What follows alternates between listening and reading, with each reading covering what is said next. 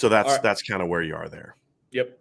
Okay, so let's move just slightly outside the offensive line, and let's talk a little bit of tight end. Bryan, George Takis announced that he's coming back.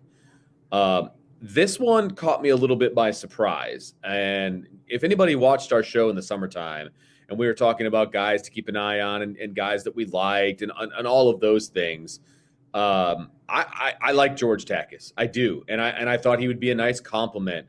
To Mayer and everything that they want to do with the tight ends, et cetera. I like George Takis a lot. Mm-hmm. He's one of those tough decisions as a coach that I would have had to make. And I would have said, look, George, we love you, but we don't have room for you anymore. Mm-hmm. This is Vince talking. This is me. If I was the coach, that's the conversation. And it would have been a tough conversation because I really like George. And I think he adds to the team. There's no question. But there's so much depth right now at the tight end position from the youth movement they've been bringing in 2 tight ends every year. I feel like that's a scholarship that you could have used elsewhere potentially, right? But obviously they didn't see it the way I saw it, and they invited George back, and he has decided to come back as well.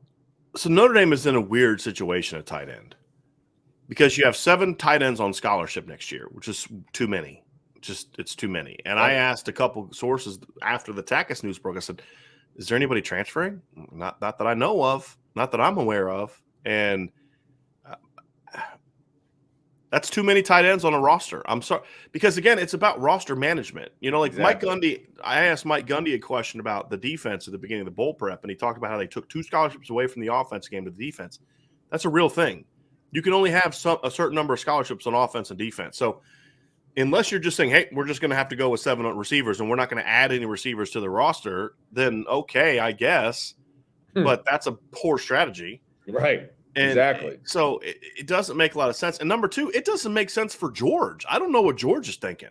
Right. He could easily go and be the number 1 tight end at a lot of schools. There's at least 20 to 25 Power 5 schools he could go to and be their number 1 guy. LSU tried to get him. Brian Kelly tried to recruit him to LSU.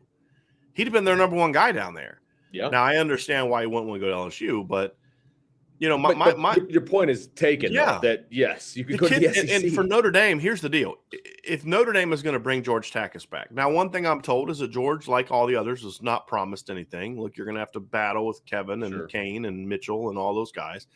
The interesting thing too is Notre Dame has 7 scholarship guys, but there's only 6. There's only going to be 6 healthy tight ends at the beginning of the year because Eli Raritan tore his knee in basketball in December. That's right. Now he should be back at some point in time during the season, but an undersized, a tall, skinny freshman who's going to miss most of the offseason is not a guy you want to be counting on as a true freshman. I was going to say, and I don't think they would have counted on him in the 22 season. I think he could have played. If Mitchell Evans can get on the field, true. Who didn't even play tight end in high school, and that's when I say that about Mitchell, I'm not saying Mitchell's not a good player. I'm saying like the kid wasn't even a tight end in high school; he was a quarterback as a senior in high school. If he can get him, and he tall, skinny, right? That's the whole point of the comparison between him and Eli Raritan. Then Eli and Holden States could potentially get on the field next year.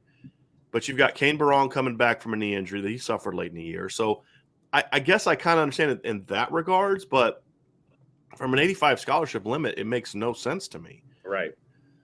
And you're going to have to go 1 less receiver or 1 less running back or 1 less quarterback than because your numbers are so high on the offensive line and tight end, you're going to have to go lower on one of those positions. And I don't know if I'm feeling comfortable about going lower on those positions, especially quarterback and wide receiver. Running back, I'm fine with 4. Right. But the other ones I'm not feeling as good about. But George Takis played over 400 snaps this year. He got thrown the ball 4 times. 4 times. Like, why would you want to come back and play for that? I don't understand what he's thinking, to be completely honest with you.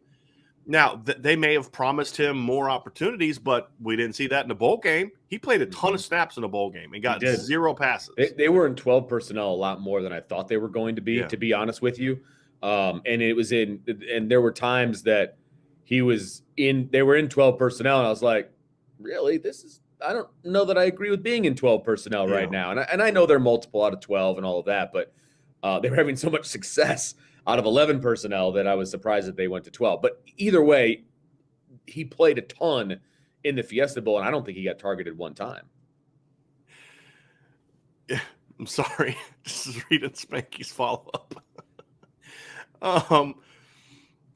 Yeah, I just don't understand it from either side, honestly. I mean, because there's other guys you can bring back to be the blocking tight end, and he wasn't a great block. He was a good blocker, but he wasn't a great blocker. He's reliable. So this one doesn't make a ton of sense to me, to be honest, for either side. I don't understand George doing it. I really don't. I don't understand George making the decision. I think it's more confusing to me from his side than it is from the team side. I think that's a great point. I think from the team side, you could argue that, okay, they've got two guys that are injured. You want to make sure that you've got depth and all that. And I understand that. I can wrap my mind around that, especially if you anticipate that a couple of these offensive linemen are going to transfer as well, because you've got 17, I think, scholarships for offensive linemen. And if you're anticipating a couple of those guys to maybe move on, okay, you keep George, what you're getting with George, et cetera, just like we talked about with Josh Lugg. And you've got two guys that are injured.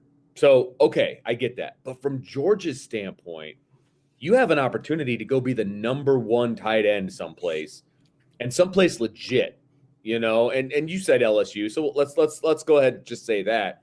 You're playing in the SEC. You got an opportunity, especially in Mike Denbrock's offense, to get some serious playing time and to get the ball thrown your direction a lot. And so it does surprise me from his standpoint more than anything else, because I really think he could help himself maybe he has no plans to play in the future. Maybe he's made that decision. I'm speculating. I don't know. But if you want to play in the NFL, you want to raise your stock a little bit. Why would you not want to be the number one guy? Right. It's confusing. Or at least the number two that's going to get 20 plus targets. I mean, sure. Like if Notre Dame's promising him that, then okay, I understand it. But even then, it's like, they're going to have to drastically change their offense. And I don't know if that's something I love. I don't know if I love them becoming a dominant 12 personnel. No, I don't want that. Throw to the number two tight end all the time kind of team. Like you said, even from the name standpoint, like you don't know what Avery Davis's health status is going to be. Sure. Okay, I get it. Joe Wilkins, you don't know what his health status necessarily is going to be. Right. I mean, yeah. So, but that then why was this receiver coach situation not dealt with earlier? Sure. If you're in this dire of a situation that you got to bring back 7 tight ends because you're in such bad shape at receiver, then whatever. I know. Why were you battling to keep Del Alexander? Why were you defending Del Alexander? It doesn't make any sense to me. Right. But anyway, that's the kind of the weird thing at tight end. And again, none of this has anything to do with George Takis as a player. I think George Takis should be used more. He should be used more. Yeah. But they haven't done that, which is why I think, Vince, your point is this is more of a head scratcher from his point of view than it is from Notre Dame. I understand why, other than it doesn't make sense on the 85 level. Right. I get why Notre Dame wants to bring George Takis back. He's a good football player. Mm-hmm. He's a veteran, Yep. I don't understand why he'd want to come back, to be honest. Right.